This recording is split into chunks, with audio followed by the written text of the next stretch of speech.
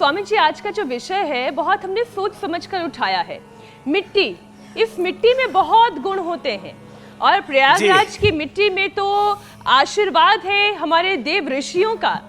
स्वामी जी, जिस मिट्टी से खुशबू मिलती है, जिस मिट्टी से सुकून मिलता है और एक अलग शांति का अनुभव होता है, आजकल के माँ बाप उस मिट्टी से अपने बच्चों को दूर कर रहे हैं। नहीं, गंदगी हो जाएगी, कीचड़ हो जाएगा, मिट्टी में मत जाना, जुकाम हो जाएगा, सर्दी हो जाएगी। जबकि तनाव से जो दिमाग जूझ रहा है वो इस मिट्टी में अगर खेले, तनाव उसका दूर हो जाता है। तो स्वामी जी, इस मिट्टी की गुणवत्ता पर आज सबसे पहले बात हो जाए। तो एक तो बच्चों को रोज सूर्य नमस्कार कराना, थोड़ा दंड बैठक लगवाना। महाराज जी 2 शब्द पूछ रहे मीनाक्षी जी कि मिट्टी के गुण बताओ। तो यद्यपि इस शरीर में भी प्रधान तत्व मिट्टी है, पृथ्वी है, तो इस पृथ्वी तत्व का इस जीवन पर क्या असर होता है, इस मिट्टी में तो कुछ ऐसी महिमा है जो यहाँ महाकुंभ लगता है। और मिट्टी में सारे गुणों का समावेश है। मिट्टी में हम बीज डालते हैं, उससे पेड़ पौधे, वनस्पतियाँ, और वो सारे गुण मिट्टी के माध्यम से वनस्पतियों में सब में आ जाते हैं। तो जरा थोड़ा मिट्टी की महिमा और उस माटी से बने इस शरीर में, देह में देवत्व को कैसे लाने, द्वारा आशीर्वाद के 2 शब्द कह दो। शीर्षासन तो सब बच्चों को भी करना, हमारे यहाँ छोटे छोटे बच्चे भी हैं। महाराज जी, पूज्य गोविंद गिरी जी महाराज। प्रयागराज महाराज की जय। प्रयागराज की धरती पर इस गुरु कार्ष्णी कुंभ शिविर में पूज्य रामदेव जी महाराज का यह जो शिविर आरंभ हो रहा है, सबसे पहले उसका स्वागत और अभिनंदन करते हैं।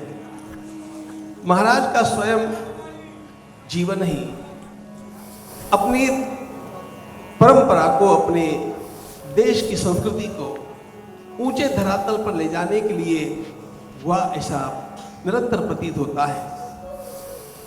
मिट्टी के गुणों के बारे में अभी पूछा गया। मनुष्य का जीवन पार्थिव कहलाता है। पृथ्वी से पार्थिव शब्द आया, या मृत्तिका। इस मृत्तिका का गुण जो शास्त्र में बताया है, गंधवती पृथ्वी, पृथ्वी गंधवती होती है। भिन्न भिन्न स्थान के मृत्तिका के कणों में भिन्न भिन्न प्रकार की गंध निर्माण होती है, और यह गंध वहां के अनेक प्रकार के स्पंदों के कारण निर्माण होती है। जहां पर जो कर्म निरंतर किया जाता है, उसी कर्म के स्पंद और उसी प्रकार की गंध वहां पर निर्माण होती है। हेलन केलर का जीवन जिन्होंने पढ़ा होगा उनको पता है कि यदि रोज जहां पूजा की जाती है, वहां के परमाणुओं की गंध अलग होती है। हेलन केलर स्वयं जो गूंगी थी, अंधी थी, बहरी भी थी, लेकिन परमात्मा ने उसके घ्राणेन्द्रिय को अत्यंत सूक्ष्म बना दिया था। कोई कहीं से भी आ जाए, वो तुरंत कहती थी, आप बाथरूम से आए हैं, आप ड्राइंग रूम से आए हैं, आप देव पूजा करके आए हैं। क्योंकि हमारे आसपास के सारे कण बदल जाते हैं, उनकी गंध बदल जाती है वहां पर की जाने वाली क्रियाओं के कारण।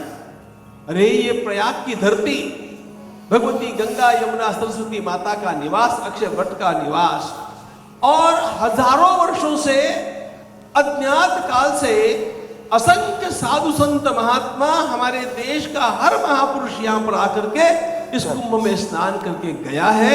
ये सारे स्पंद इस भूमि के ऊपर विराजमान है, और इसलिए यहां पर आने वाले को क्या मिलेगा? विरासत में हमारी परंपरा के द्वारा किए गए सारे पुण्य के कुछ गंध के परमाणु उसको प्राप्त होंगे, और वे उसके जीवन को प्रभावित किए बिना नहीं रहेंगे। गंधवती पृथ्वी, यह गंध स्पंदों के कारण, क्रियाओं के कारण उसमें अलग अलग प्रकार से स्थापित हो जाती है। प्रयागराज की धरती में, इस भूमि में, इस मिट्टी में वो गंध हम लोगों को प्रस्फुटी दिखती है। और इसलिए धन्य है वे लोग जो प्रयाग की भूमि पर पधारे हैं, धन्य है वे लोग जो यहाँ पर आकर के साधन कर रहे हैं, और विशेष धन्य है वे सब जो पूज्य स्वामी रामदेव जी महाराज के सानिध्य में यहाँ पर साधन भी कर रहे हैं। और वे भी धन्य हैं जो अपने अपने घरों में बैठ करके इंडिया टीवी के माध्यम से इस दिव्य दृश्य को देख करके अपने मन की यात्रा यहाँ पर कर रहे हैं। और महाराज जी, ये जो प्रश्न पूछा, ये मीनाक्षी बेटी ने आपसे कई बार संवाद भी किया है। और बहुत ही आध्यात्मिक और सत्य सनातन नाम का कार्यक्रम सतत इंडिया टीवी पर और बहुत ही प्रबलता के साथ उसको रखते हैं। इसलिए मीनाक्षी जी, आपको भी पुनः पुनः बहुत बहुत अभिनंदन है, और इंडिया टीवी का भी। तो पूज्य महाराज श्री ने आपने एक बात आदरणीय मीनाक्षी जी के लिए बतलाता हूँ। जब मैं इंडिया टीवी पर पिछले महीने बोलने के लिए गया था, उसके पश्चात जो कमेंट्स आई है, उन कमेंट्स में कितने लोगों ने हमारी बिटिया मीनाक्षी जी का इतना अभिनंदन किया है कि आप संपूर्ण भारतीय वेश में आकर के और यह कार्य की है, इसलिए आपका विशेष अभिनंदन। भारतीय भाषा, वेशभूषा, भारतीय संस्कार, संस्कृति और उसके आचरण को जीती है, ऐसी एक शुचितापूर्ण आचरण वाली एंकर है।